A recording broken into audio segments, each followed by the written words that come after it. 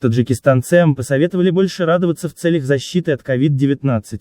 Соответствующую рекомендацию дала известный национальный психолог Мариям Давлатова. Известный специалист по психологии из Таджикистана Мариям Давлатова 7 мая подчеркнула, что позитивный настрой поможет организму лучше бороться с коронавирусом. Данное заявление она сделала в ходе интервью для радио FM Хавар. Психолог отметила, что при позитивном эмоциональном состоянии в организме выделяется большое количество эндорфинов, так называемых гормонов радости. Она также добавила, что данные вещества создают дополнительную защиту от проникновения в организм различных вирусов, в частности инфекции COVID-19. Давлатова отметила, что радость и удовольствие в условиях неустойчивой эпидемиологической ситуации играют очень важную роль для человека. В связи с этим она рекомендовала всем гражданам больше общаться с родными и близкими, заниматься любимыми делами, домашним хозяйством. По ее мнению, большой наплыв негативной информации со стороны ряда СМИ, включая печатные и электронные издания, оказывает негативное влияние на настроение человека. Она подчеркнула, что при возможности лучше не нагружать себя отрицательными новостями,